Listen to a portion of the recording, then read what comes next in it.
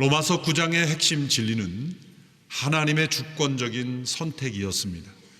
우리의 선택 이전에 하나님의 선택이 있었고, 우리의 믿음 이전에 하나님의 부르심이 있었습니다. 누구든지 구원이 임하는 자에게는 하나님의 미리 하심과 미리 정하심과 부르심과 하나님의 예정이 있었다는 것, 이 모든 것을 합하여 하나님의 예정하심이라고 설명합니다. 그런데 10장에 넘어와서는 그 하나님의 부르심에 응답해야 하는 인간의 책임에 대해서 말씀하고 있습니다.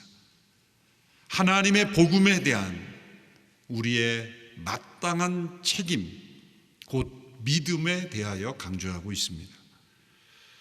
로마서 1장에서 4장에 이르러 말씀하였던 오직 믿음으로 의롭게 된다라는 이 진리를 10장에서 다시 꺼내어 강조하고 있는 것입니다. 하나님의 절대적 주권에 따른 하나님의 예정하심에 대하여 오해하는 사람들은 누군가의 구원을 위해 기도하며 노력하는 것을 소용없다고 생각합니다. 하나님이 그 뜻대로 모든 것을 정하시며 이루시는데 우리가 기도하는 것이 무슨 의미가 있습니까? 라는 그런 질문을 던지는 것입니다. 그러나 모든 것을 그 뜻대로 이루시는 하나님께서 우리에게 기도하라라고 말씀하셨습니다. 모든 것을 하나님의 뜻대로 이루시는 그 하나님이 바로 우리에게 기도를 명하신 하나님이시기에 하나님은 우리의 기도를 통해서 하나님의 뜻을 이루어 가시기로 결정하시고 우리의 기도를 통해 그 뜻을 이루신다는 것입니다. 그러므로 어떤 사람들은 태어날 때부터 믿도록 정해졌고 어떤 사람은 믿지 않도록 정해졌다는 것이 예정이 아니라 하나님의 그 뜻대로 움직이시는 그 하나님의 계획 가운데 우리의 기도를 통해 하나님은 구원을 이루어 가시는데 하나님은 그 모든 것을 아시는 하나님이시라는 이 신비로운 하나님의 예정에 대하여 우리는 더 깊은 체험과 그리고 깊은 믿음으로 나아가야 합니다. 고아들의 아버지로 알려진 조지 뮬러가 청소년 때부터 자신의 두 친구를 위하여 기도했다고 합니다. 그런데 이 두 친구들은 60여 년이 흘러도 믿지 않았습니다. 두 친구 중 한 사람은 조지 뮬러가 죽기 직전에 마지막으로 드린 예배에서 예수님을 믿게 되었습니다. 그리고 또 한 친구는 조지 뮬러가 죽은 이후 1년이 지나서야 예수님을 믿게 되었다고 합니다. 조지 뮬러의 인생 만렵에 그가 두 친구들을 위하여 오랫동안 기도해온 것을 아는 한 사람이 질문했습니다. 왜 그토록 오랫동안 그렇게 아무 반응도 보이지 않는 친구들을 위하여 오랫동안 기도하고 있느냐는 질문이었습니다. 조지 뮬러는 그 질문에 대해 이렇게 대답했습니다. 하나님께서 그들을 구원하실 의도가 없으셨다면 나에게 그토록 오랜 세월 동안 계속 기도하게 하셨을 리가 없지 않습니까? 라는 대답입니다. 그렇습니다. 하나님의 구원이 그분의 선택과 예정하심에 따라 이루어지지만 또한 우리에게 그 구원을 위하여 기도하게 하시는 것입니다. 로마서 9장과 10장, 11장 이 세 장의 핵심 내용은 하나님의 주권적인 선택에 관한 진리입니다. 그러나 동시에 9장, 10장, 11장의 가장 초반부에 각 장마다 1, 2절에 나오는 것은 동족 이스라엘의 구원에 대한 바울의 간절한 기도와 소원입니다. 9장 1, 2절은 동족 이스라엘의 구원을 위해서라면 내가 저주를 받을지라도 원한다. 그 동족 이스라엘의 불신앙으로 인하여 내 마음에 근심과 고통이 있다고 고백했습니다. 오늘 본문 10장 1절에서는 형제들여 내 마음의 소원과 이스라엘을 위해 기도하는 것은 그들이 구원을 받는 것입니다. 그들이 구원받기를 기도했습니다. 11장 1절에서도 하나님께서 자기 백성을 버리셨습니까? 결코 그럴 수 없습니다. 만일 하나님의 예정이 인간의 기도와 노력을 배제한다면 이스라엘의 불신앙의 문제를 다루며 바울이 이렇게 간절히 기도하며 이렇게 간절히 소원하며 자신이 저주를 받을지라도 원한다는 고백을 할 리가 있겠습니까? 그러므로 누군가 구원을 받게 된다면 그것은 전적인 하나님의 은혜임이 분명합니다. 그러나 누군가 구원받지 못한다면 그것은 전적인 인간 자신의 책임입니다.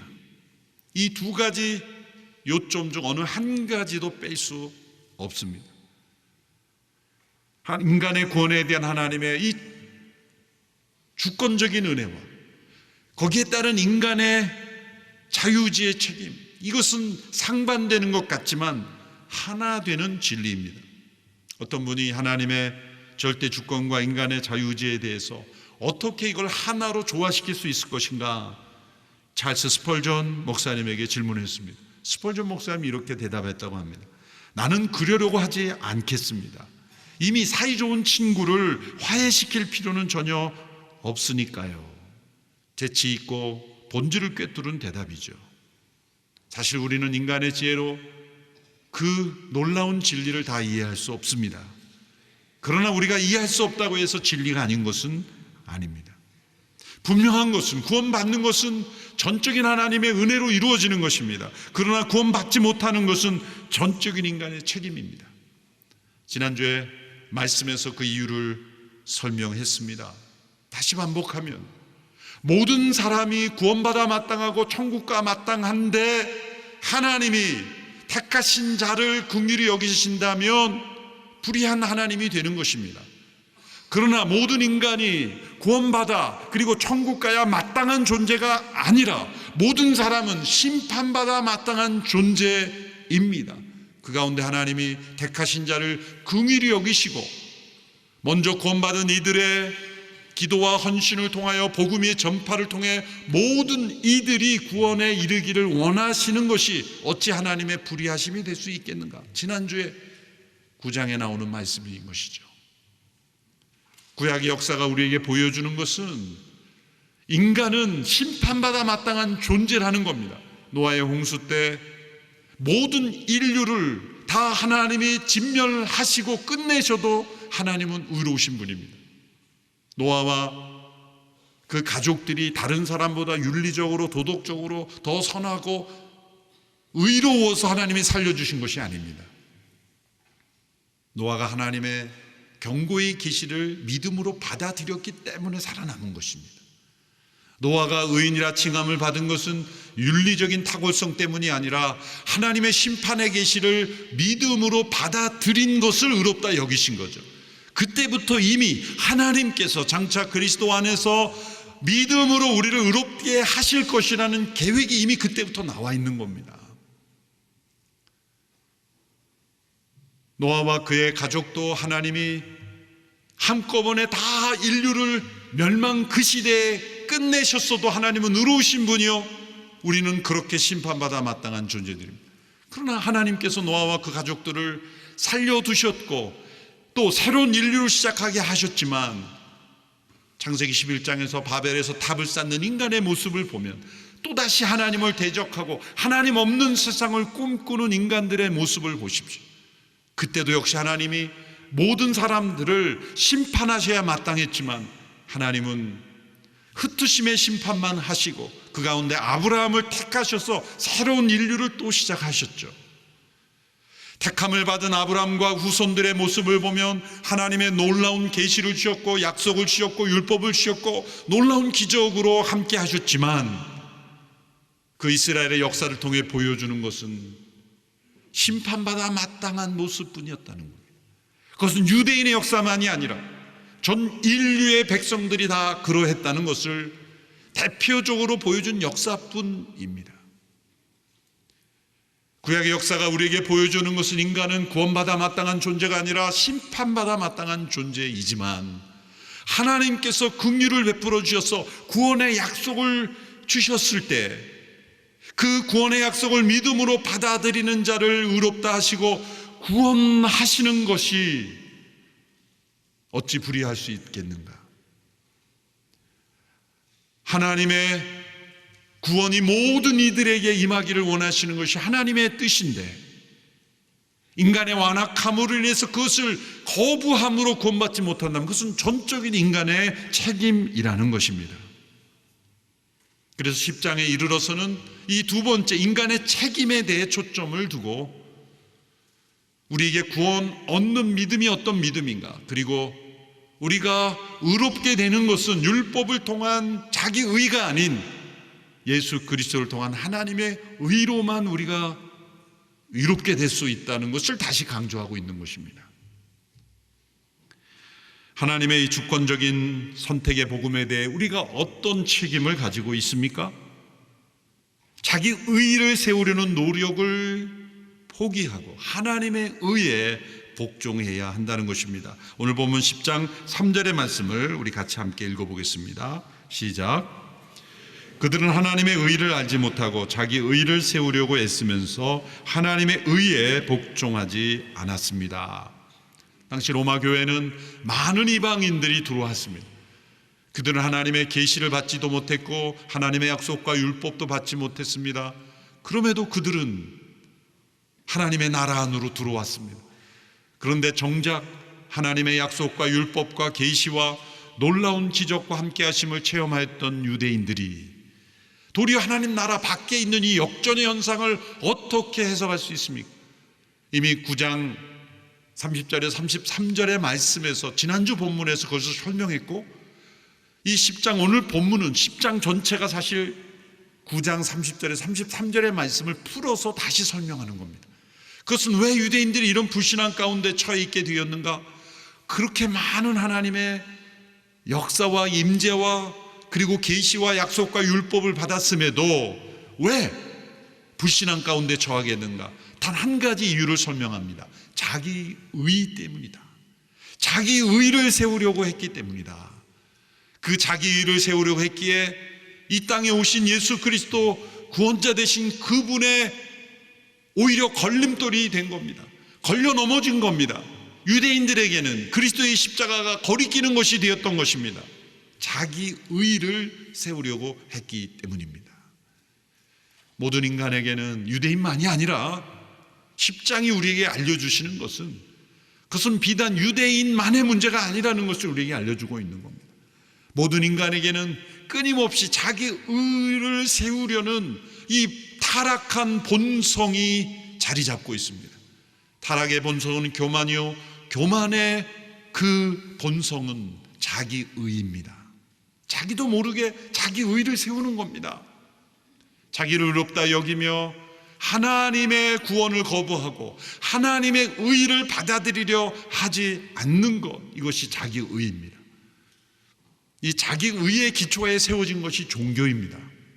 모든 종교의 본질은 어떤 노력, 어떤 행위, 어떤 시스템, 어떤 종교적인 예식, 모든 것을 통해서 자기 의를 더 강화하고 그 자기 의를 세움으로 자기가 더 의인이 되도록 인정해 주는 시스템이 바로 종교라고 말할 수가 있어요. 그런 의미에서 기독교는 종교가 아닙니다. 복음을 믿고 구원을 받고 살아가는 우리의 삶은, 신약 성경 사도행전은 그저 그 도를 따르는 사람들이라고 했고 그저 예수님의 제자들이라고 했지 기독교라는 이름을 붙이지 않았어요. 예수님은 기독교를 창조하신 게 아닙니다. 내가 곧 길이요 진리요 생명이라고 하셨지 기독교의 창시자가 아닌 겁니다. 그러면 여러분, 우리의 믿음의 생활이 종교 생활이 되지 말아야 한다는 것은 무슨 말입니까? 자기 의를 쌓는 생활이 돼서는 안 된다는 거예요. 그렇다고 여러분, 사회에서 종교란에 무교 이렇게 쓰라는 말이 아니에요. 정확하게 알아들으셔야 돼요. 사회에서는 기독교라 우리를 부르지만 우리는 종교가 아닌 거예요. Christianity is not religion, but relationship, 관계라는 말이죠.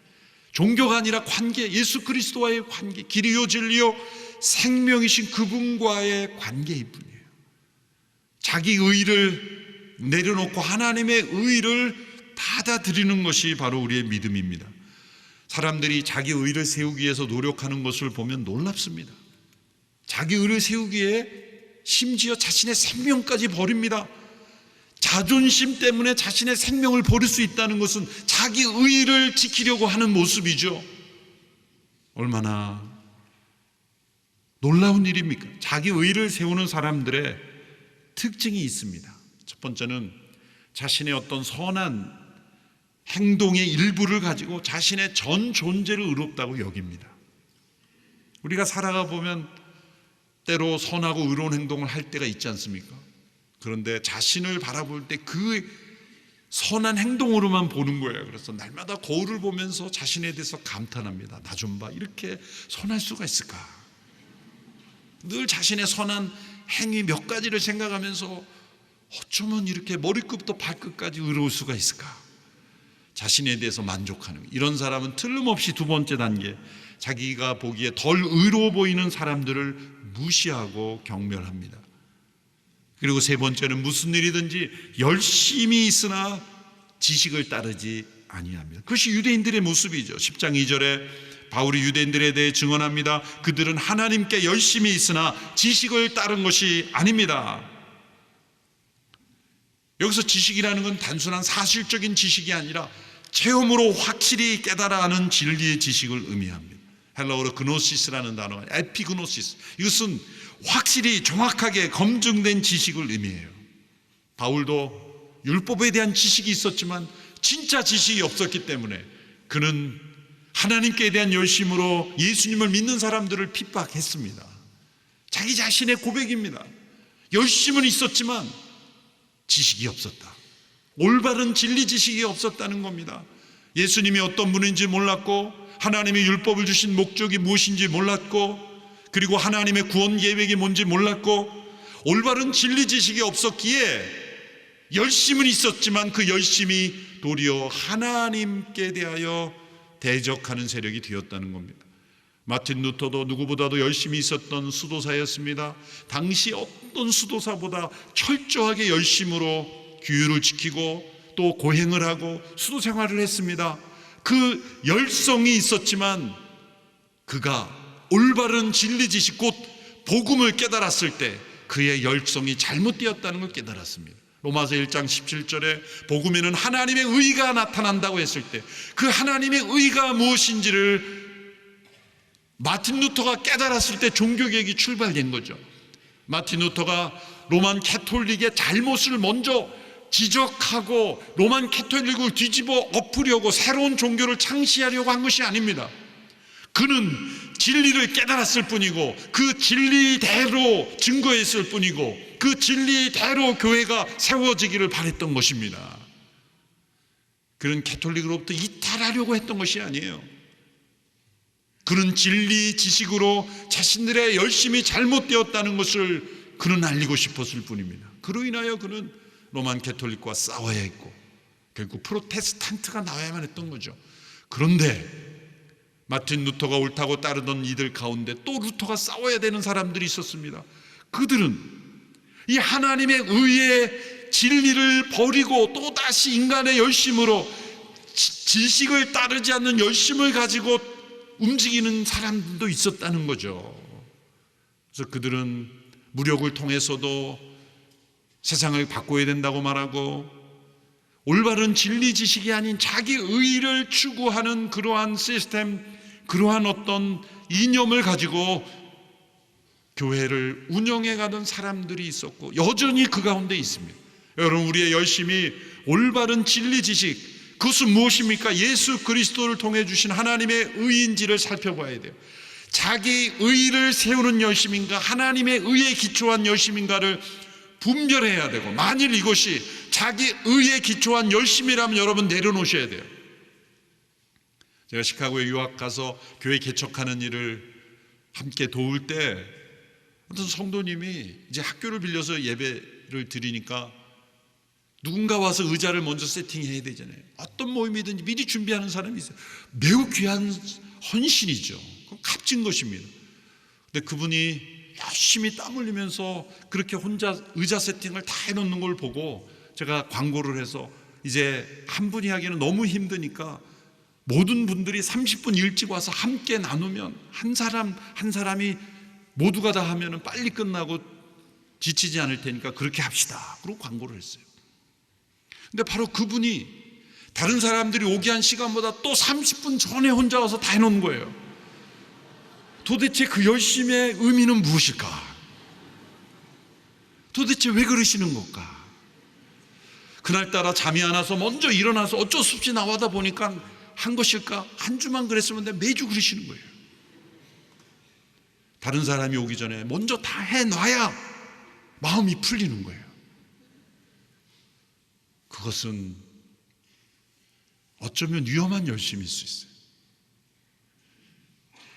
하나님께 대한 열심으로 생각하실 수도 있겠지만 그것은 자기 의에 기초한 열심일 수 있습니다. 제가 속단할 수 없지만 위험한 열심이 될 수 있어요. 이런 열심은 누군가 날 알아주지 않으면 상처 입고 섭섭할 뿐만 아니라 분노가 일어나고, 또한 자기를 따르지 않는 사람들에 대해서도 매우 심각한 갈등이 일어날 수가 있습니다. 열심은 불과 같이 에너지, 힘입니다. 그런데 그것이 불이 잘못된 방향으로 나면 이것이 좋은 도구가 아니라 사람을 해칠 수 있는 것처럼, 여러분, 우리의 열심은 자기 의를 세우는 열심이 될 때 그것은 매우 위험한 것입니다. 그런데 세상의 많은 종교들이 사람들 안에 있는 자기 의를 불태우게 하면서 그 자기 의를 부추겨서 쌓아가고 있는 겁니다. 여러분, 우리가 믿는 신앙은 절대로 자기 의를 쌓아가는 종교 생활이 되어서는 안 돼요. 그리고 열심히 믿고 나서 깊은 나락에 떨어지고 맙니다. 올바른 지식이 없는 자기 열심은 분별력을 잃어버려요. 그래서 유대인들이 잊어버린 게, 분별하지 못한 게 바로 10장 4절의 말씀입니다. 그들에게 있어야 되는 지식이 바로 이 4절의 말씀입니다. 그리고 오늘 우리에게도 있어야 됩니다. 10장 4절 말씀 함께 읽겠습니다. 시작. 그리스도께서는 믿는 모든 사람들이 의에 이르게 하기 위해 율법의 마침이 되셨다는 이 지식, 하나님께서 모든 사람들이, 불의한 인간이 심판받아 마땅한 이들이 의에 이르게 하기 위하여 그리스도께서 오셨고 그분이 율법의 마침이 되셨다는 이 지식이 있어야 됩니다.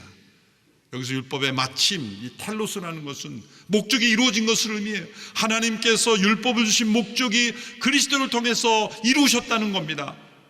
이 율법은 놀라운 하나님의 지혜와 뜻이 담겨 있는 율법입니다.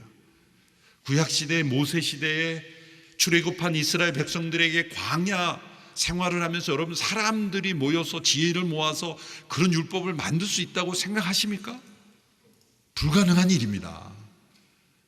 출애굽한 사람들이 아직 나라가 정착하지도 못하고 광야를 지나는 사람들이 시내산에 모여서 우리가 광야를 여행하는 것보다 더 중요한 게 올바른 법전, 법체계를 가지는 것이다, 그렇게 의견을 모아서 시내산 어디에 모여서 사람들이 회의하고 공청회하고 그래서 법전을 먼저 만들 수 있으라고 생각합니까? 불가능한 일이에요.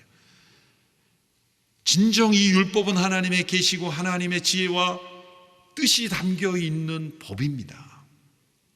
초자연적인 하나님의 능력으로 주어진 법입니다. 그래서 율법을 읽어보면 놀라운 지혜가 그 속에 담겨 있어요. 우리가 제사법, 이런 의식법만 생각해서 우리를 얽매이는 것이라고 생각하는데, 그 삶의 생활법, 시민법을 보면 너무나 지혜로운 하나님의 뜻과 성품이 담겨 있어요. 근데 그 모든 율법을 우리가 지킬 수 있느냐? 불가능해요. 그러므로 그 율법을 주신 목적은 우리로 하여금 구원자를 바라보도록, 그리스도를 바라보도록 하는 것이지, 그걸 지켜서 의로워지라가 아니라는 겁니다. 그 율법을 있는 그대로 대면하게 되면 우리는 하나님 앞에 내가 의롭지 못하다는 것을 더 깊이 깨닫게 돼요. 로마서 7장에 사도 바울이 고백한 대로 오라 나는 공고한 자로다, 이 사망의 몸에서 나를 누가 건져내랴라는 고백이 나와야 율법 앞에 제대로 선 것입니다. 그런데 그렇게 가지 않고 유대인들이 어떻게 갔습니까? 율법을 각색한 겁니다. 그 각색이 나온 게 탈무드 미드라시라는 거고, 거기서 더 나아가 탈무드도 각색하고 미드라시도 각색해서 여러 번의 버전을 통해 생활 규칙으로 만들어서 그걸 지킴으로 의로워지는 것처럼 종교를 만드는 거예요. 하나님이 율법을 주신 것은 유대교를 만드신 것이 아닌데 그리스도를 바라보도록 하시는 건데, 그들은 율법을 각색하고 각색해서 유대교라는 종교, 곧 인간의 자기 의를 세울 수 있는 시스템을 만든 거예요. 그 결과 율법을 있는 그대로 대할 수 없게 되었어요. 예수님께서 산상수훈에서 말씀하신 산상수훈의 중요한 구조는 이렇게 말씀하시죠. 너희가 이러이러하다고 들었으나 나는 너희에게 이르노니. 이것은 각색된 유대인들의 율법 해설이 잘못되었고 오리지널 율법은 바로 이것이다라고 대면하게 하는 거예요. 그러므로 산상수훈은 하나님의 원래의 하나님 나라의 율법을 우리에게 대면하게 하는데, 산상수훈의 앞에 서면 우리는 절망할 수밖에 없어요. 그 기준이 우리가 감당할 수 없는 기준이기 때문이에요. 그러므로 우리는 하나님의 율법 앞에 죄인임을 깨닫고 그리스도를 통하여 의롭게 되어야만 지킬 수 있는 법이라고, 성령의 인도하심이 없으면, 능력이 없으면 우리는 지킬 수 없는 법임을 깨닫게 되는 겁니다. 그런데 예수님께서 그것을 이루셨어요. 율법의 마침이 되셨어요. 그 율법의 요구를 이루셨습니다. 율법의 저주를 담당하셨습니다. 그리고 성령의 법으로 그것을 이룰 수 있도록 우리에게 의로움과 능력을 더딥혀 주셨어요. 그리스도께서 율법의 마침이 되셨다는 지식을 가지지 못했기에 그들은 율법을 가지고 새로운 종교를 만들었던 겁니다. 그런데 유대인들의 문제가 아니라는 거죠. 그들만의 문제가 아니라 오늘 우리 이 시대에 예수님을 믿는다는 우리들조차도 동일한 잘못을 반복할 수 있다는 겁니다. 자기 의를 세우려고 말씀을 읽어도 말씀 앞에 대면하지 않고, 정직하게 대면하지 않고, 교회의 어떤 시스템만 잘 따르면, 또 내가 무엇을 믿는지는 잘 몰라도 그냥 순응하기만 하면 그 종교의 시스템에 깊이 참여하는 것이 내가 마치 의로운 그룹에 속한 것처럼 착각하게 된다는 거예요. 오늘 그 말씀을 지적하는 겁니다. 자기 의를 내려놓고 하나님의 의를 받아들여야 된다. 사도 바울은 유대인들의 문제를 지적하며 그들의 율법을 잘못 인용한 것을 지적하는 거예요. 레위기 18장 15절의 말씀을 인용하여 10장 5절에 말씀합니다. 율법을 행한 사람은 그것으로 살 것이다. 맞는 말씀이죠. 율법에 기록된 대로 그대로 지키면 정말 삶 속에 생명의 삶이 나타납니다. 문제는 한두 가지를 지킬지 모르지만 다 지킬 수 없다는 게 문제죠. 그런데 유대인들이 속은 것은 다 지킬 수 있는 것처럼 자신을 속임으로 율법을 통해 의로워질 수 있다는 것이 거짓말이라는 겁니다. 그러면서 두 번째로 신명기 30장의 말씀을 인용한 것이 10장 6절에서 8절의 말씀이에요. 제가 읽어드리겠어요. 그러나 믿음으로 인한 은혜는 이렇게 말합니다. 너는 속으로 누가 하늘에 올라가겠느냐 하지 말라. 이것은 그리스도를 모셔 내리려는 것입니다. 혹은 누가 지옥에 내려가겠느냐 하지도 말라. 이것은 그리스도를 모셔 올리려는 것입니다. 그러면 그것을 무엇을 말합니까? 여기서부터 같이 읽습니다. 말씀이 시작. 말씀이 내 가까이 있으니 내 입속에 있고 내 마음속에 있다라고 했으니 이것은 우리가 전파하는 믿음의 말씀입니다. 자, 이게 무슨 말씀이냐면, 율법으로 의로워질 수 있다고 생각하는 사람들이 어떤 시도까지 하냐면, 메시아이신 그리스도를 오게 하시려고 하늘에 올라갈 수 있다고 착각하고, 또 죽으신 그분을 부활시키려고 지옥에까지 내려갈 수 있다고 생각한다는 거예요. 신명기에는 바다를 누가 건너겠느냐 말씀인데 사도 바울이 각색해서 인용을 한 겁니다. 율법으로 의로워질 수 있다고 생각하는 사람들은 메시아가 오시게 하기 위해 자신들이 무언가를 해야 된다고 생각하는 거예요. 예수님을 도와드려야 된다고 생각하는 거예요. 그래서 저 하늘에 올라가서 메시아를 오시도록 하고 저 지옥에 내려가서 메시아를 올릴 수 있다라는 그런 엄청난 교만과 착각에 빠진 사람들이 되어버려요. 믿음으로 인한 의는 그렇게 할 필요 없다, 할 수도 없다라는 거예요. 그럼 마지막에 무슨 말씀을 해주셨어요? 말씀이 내 가까이 있으니 내 입속에 있고 마음속에 있다. 이 말씀은 신명기 30장에서 자, 신명기의 구약의 율법을 모압 평야에서 이제 가나안 땅으로 들어가기 전에 다시 교육을 다 시켜준데, 결론적으로 30장 후반부에서 뭐라고 말하는 거예요? 이 모든 말씀은 너희들에게 하늘에 올라가라는 말이 아니다, 저 지옥에 내려가 바다를 건너라는 이것을 통해서 너희가 의로워지다는 게 아니다. 말씀은 너희 곁에 있고 마음에 있다. 이처럼 마음으로 믿어, 말씀을 믿어 구원 얻는 시대가 온다는 거예요. 이 말씀은 너희 가까이 있다. 성육신하신 말씀이 육신이 되신 그분이 우리를 위하여 죽으셨고 부활하셨고 성령 안에 우리 가까이 있기에 이제 그 예수님을 마음으로 믿고 입술로 고백하는 놀라운 구원의 역사가 가능하다는 거예요.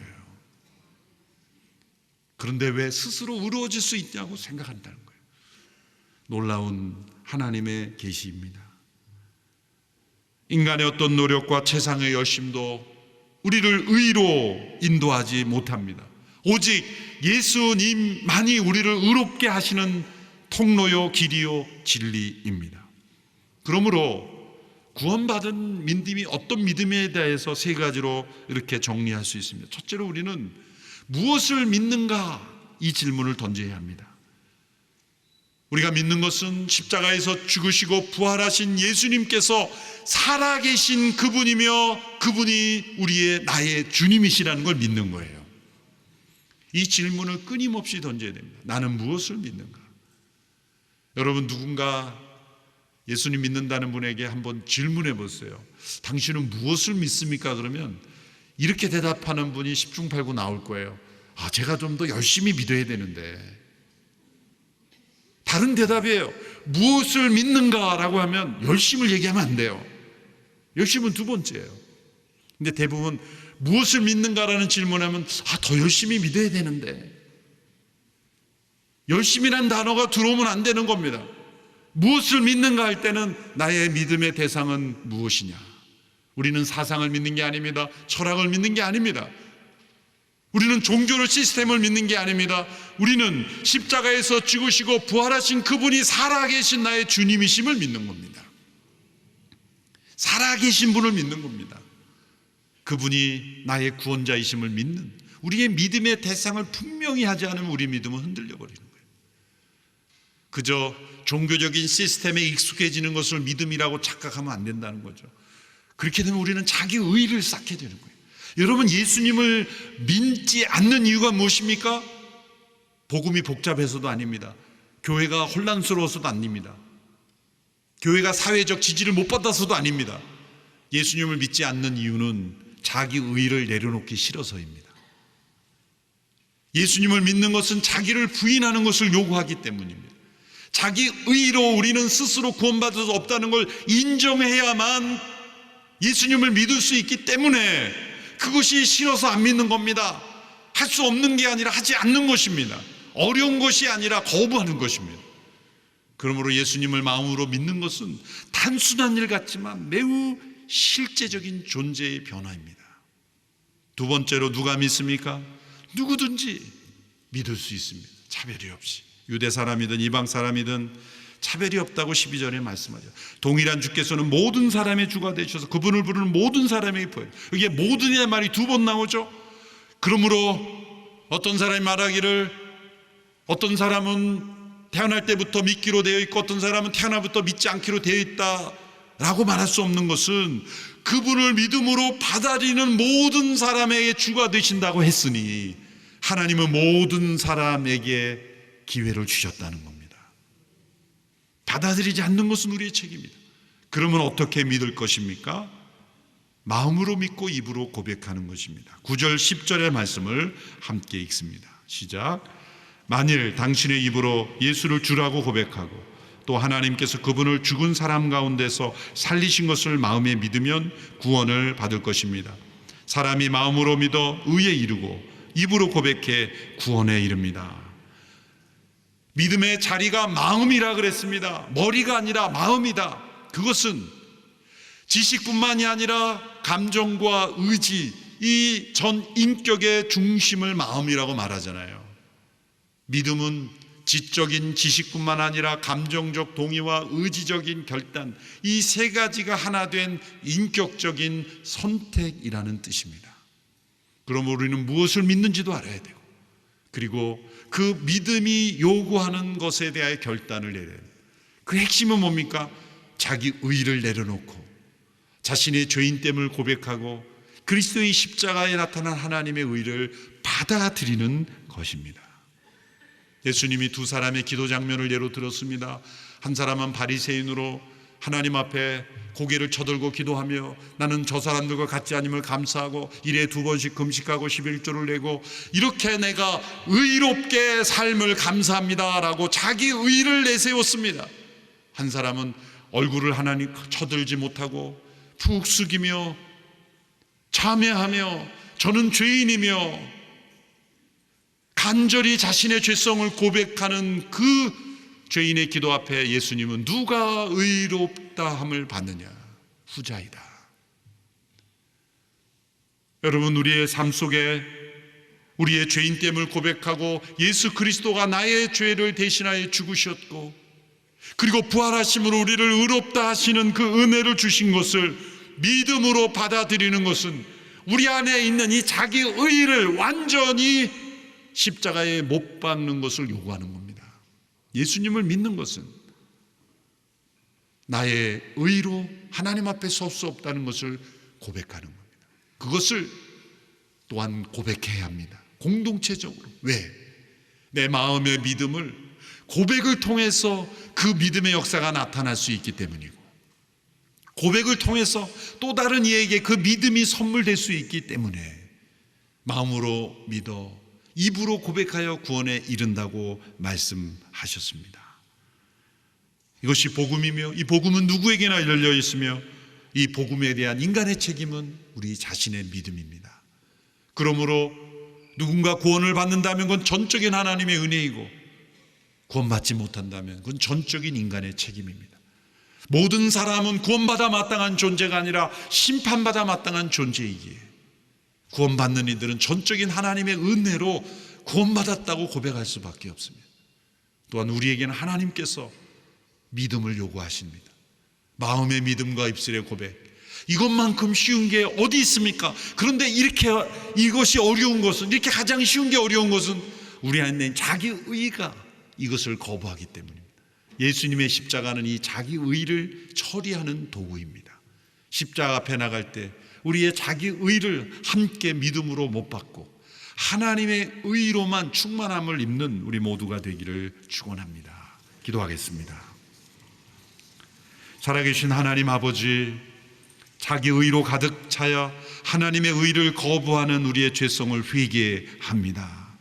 스스로 의로워질 수 없는 존재임에도 불구하고 심지어 하나님의 율법 앞에서도 자신의 죄성을 발견하기는커녕 도리어 자신을 의롭다 여기는 도구로 만들어버리는 유대인들의 이 모순이 오늘 우리에게도 존재하니 주님, 우리를 긍휼히 여겨주시고 우리의 믿음이 순전한 믿음 되게 하옵소서. 하나님의 의를 온전히 받아들이는 믿음 되게 하옵소서. 마음으로 믿고 입으로 고백함으로 구원 얻는 놀라운 은혜가 우리 모두에게, 그리고 우리를 통해 모든 이들에게 전해지게 하옵소서. 예수님의 이름으로 기도합나이다.